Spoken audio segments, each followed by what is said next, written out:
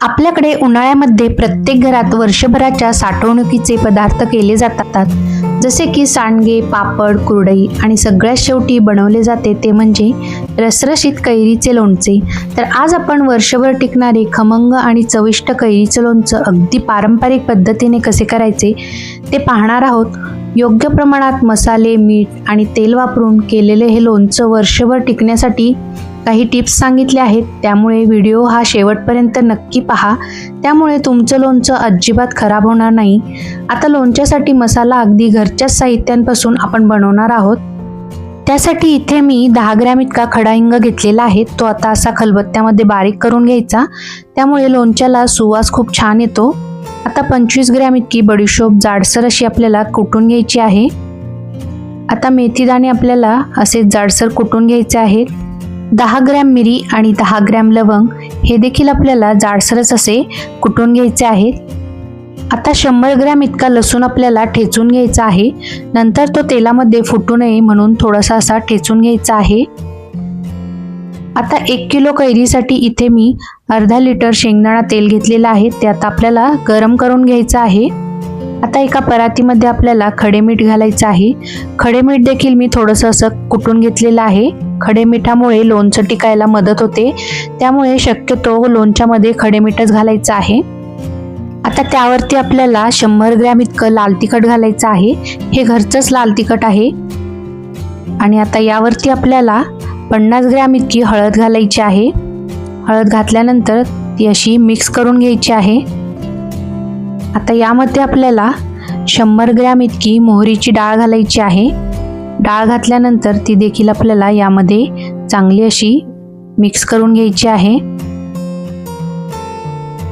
आता ही डाळ मिक्स केल्यानंतर यावरती आपल्याला भरड केलेली बडीशोप घालून घ्यायची आहे। ही देखील अशीच आपल्याला मिक्स करून घ्यायची आहे। आता यावरती लवंग, मिरे घालून घ्यायचे आहेत। आता हे सगळे मसाले घातल्यानंतर या पद्धतीने आपल्याला असा खड्डा करून घ्यायचा आहे, कारण यावरती आपल्याला नंतर तेल घालायचं आहे। ही लोणचं करण्याची पारंपरिक पद्धत आहे। आता तेल जेव्हा थोडंसं कोमट गरम असेल ना, तेव्हा त्यामध्ये आपल्याला हिंग घालायचं आहे, मेथीदाणे घालायचे आहेत आणि हा ठेचलेला लसूण आपल्याला यामध्ये घालायचा आहे, म्हणजे लसूण आपला करपणार नाही। आता लोणचे वर्षभर टिकण्यासाठी तेल भरपूर प्रमाणात वापरले जाते आणि शेंगदाणा तेलच आपल्याला वापरायचं आहे, जेणेकरून फोडी तेलामध्ये बुडल्या पाहिजे। आता हे जे तेल आहे ना, ते आपल्याला थोडंसं कोमट झालं की या मसाल्यावर घालून घ्यायचं आहे, म्हणजे यामध्ये आपण जे लाल तिखट वगैरे घातलेलं आहे ते कच्चं राहणार नाही। आणि आता चांगलं हे मिसळून घ्यायचं आहे। आता ही लोणचं घालण्याची एक पारंपरिक पद्धत आहे। यामध्ये आपण कुठलाही मार्केटचा मसाला वापरलेला नाही, तरीही हे लोणचं चवीला अतिशय छान लागतं। आणि इथे बघा, घरचाच मसाला घातला तरीही किती छान कलर आलेला आहे। आणि यामध्ये आपण खडे मिठाचा वापर केलेला आहे, त्यामुळे लोणचं तर वर्षभर टिकायला मदत होते, पण खराब देखील होत नाही। आता वर्षभर लोणचं टिकण्यासाठी कोळसा असा चांगला गरम करायचा आणि त्यावर चिमूटभर हिंग आणि लसूण पाकळ्या घालायच्या। आणि आता आपण ज्या बरणीत लोणचं भरणार आहोत त्या बरणीला अशी धुरी देऊन घ्यायची आहे, म्हणजे लोणचं जे आहे ना ते अजिबातच खराब होणार नाही।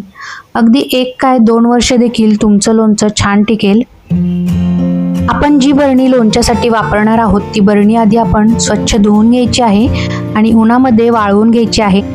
नंतर बरणीला अशी धुरी देऊन घ्यायची आहे, म्हणजे लोणचं जे आहे ते वर्षभर छान टिकतं। आता हा मसाला पूर्णपणे थंड झाल्यानंतरच या मसाल्यामध्ये 1 किलोच्या प्रमाणात कैरीच्या फोडी घालायच्या आहेत।